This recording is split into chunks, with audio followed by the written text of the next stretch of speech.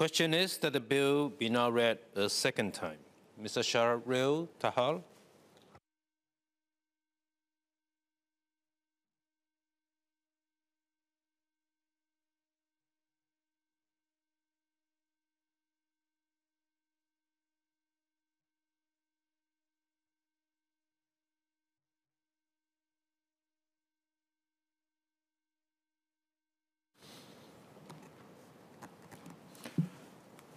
Thank you, Mr. Speaker, sir. Before I begin, I'd like to congratulate you on your recent election as Speaker of Parliament.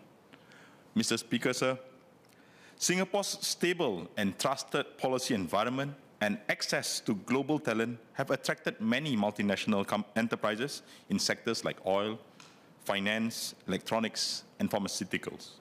However, geopolitical and economic rivalry between the United States and China, two of the world's largest economies and Singapore's top trading partners, may threaten this investment trend. In DPM Wong's budget speech earlier in February this year, he mentioned that the geopolitical context has shifted greatly. Great power contestation has intensified, most notably between the US and China. And due to this, MNEs are also reconfiguring their supply chains, at times moving away from the most cost-efficient configurations to a more robust supply chain that takes this geopolitical risk into serious consideration. There is a trend of MNEs relocating to safer locations to avoid geopolitical conflicts. He mentioned, all this is setting off a dangerous dynamic towards greater economic nationalism and protectionism around the world. Governments are stamping out more aggressive support in the form of tax breaks and subsidies to anchor strategic industries. In addition to the increased economic nationalism and protectionism around the world, the higher inflation rates, the higher interest rates, higher borrowing costs and cost of capital, the manpower crunch, our higher wages, and even higher dormitory costs and rental market continues to increase the cost of doing business in Singapore. Our strong currency also means Singapore-based businesses are finding it harder to compete through costs in the global market.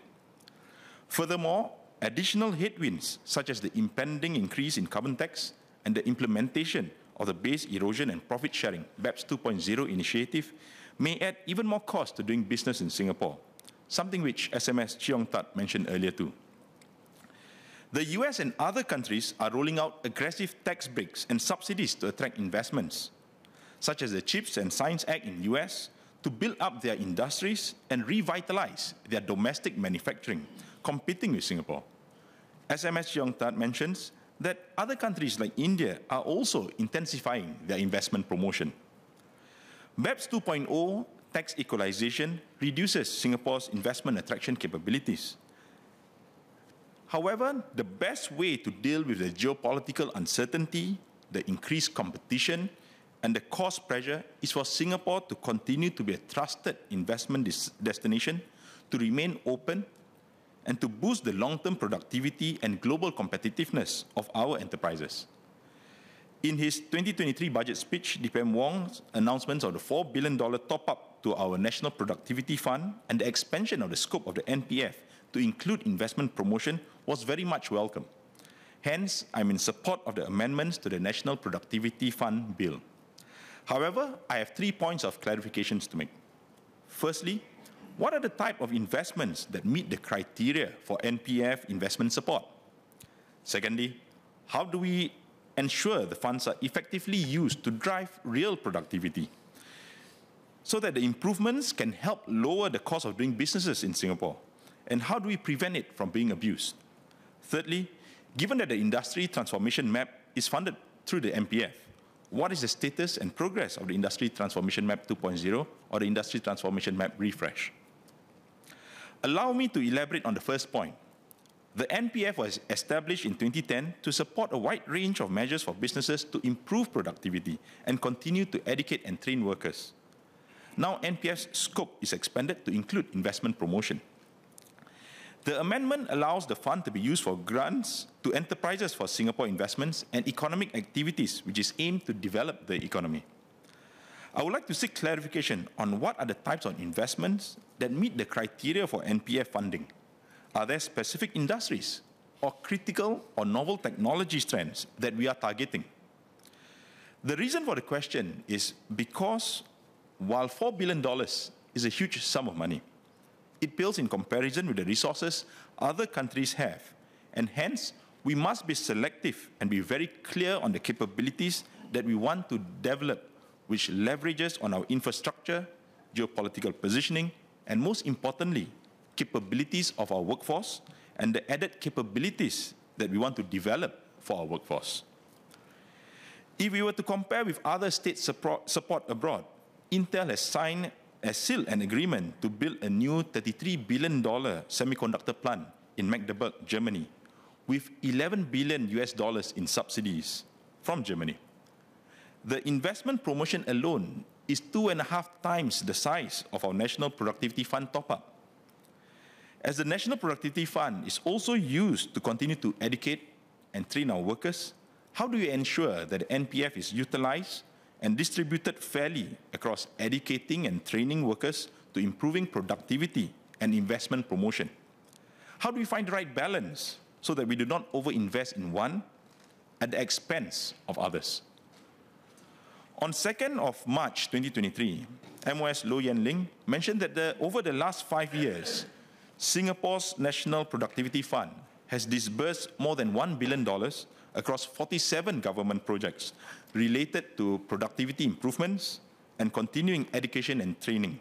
And about half was spent on productivity projects and the other half on CET programs.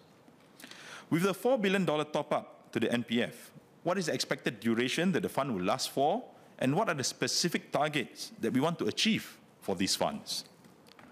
Which brings me to my second point. Given the example on the funding support from Germany for Intel's new factories shows that our NPF resource is quite limited when compared to others. As we expand the scope of our NPF to anchor more quality investments in Singapore, how do we ensure that the funds are effectively used by businesses to drive real productivity? Productivity improvements that will lower the cost of doing business in Singapore. How do we ensure that the funds drive a real reduction in the operating costs of businesses so that we can remain globally competitive? How can we link funding support for businesses with tangible, proven improvement to business performance? With our limited funds, we must ensure that every single dollar is effectively used at driving transformation for our businesses. While we ensure the National Productivity Fund is effectively used, we must also ensure that it is not abused.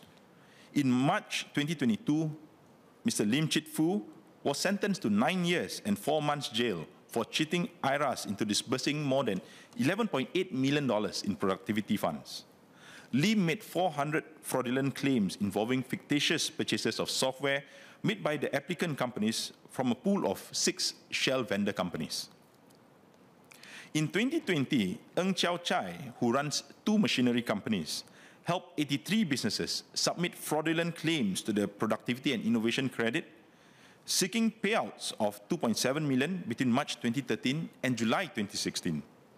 He pleaded guilty to 57 income tax charges involving more than $1.4 million in cash payouts and bonuses. In 2018, S. Chandran admitted to submitting $1 million in fake PIC claims. These 3 cases are just some of the cases involving fraudulent claims drawing down from the National Productivity Fund. While we want to make it easy for businesses to utilize NPF to improve their productivity and remain competitive, we must also ensure that the system is robust and cannot be abused by unscrupulous individuals.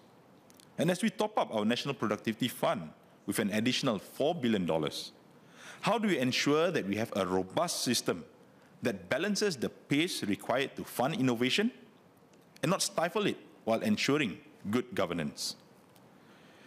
During the Community of Supply debate in 2023, Minister Gan highlighted notable progress within the 23 ITM sectors, showcasing a 3.5% annual growth in value added from 2016 to 2019, surpassing the overall economy's 3.1% average.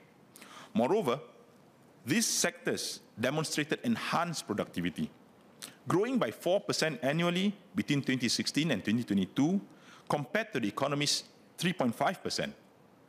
Minister Gan also discussed the impending ITM 2025 refresh, designed to incorporate pandemic-induced lessons and address emergent priorities like sustainability and economic resilience. I would like to ask the Minister for an update on the ITM 2025 refresh and how the additional 4 billion top-up will assist in expediting the implementation of the ITM refresh. Beyond the emerging priorities of learnings from the pandemic and greater economic resilience seen in the 2023 during the budget debates, is the industry transformation map and job transformation map considering the impact of generative AI?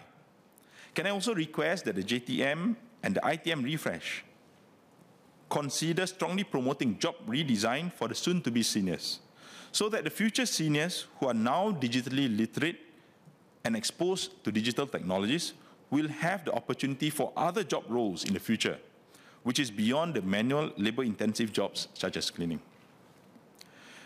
Mr. Speaker, sir,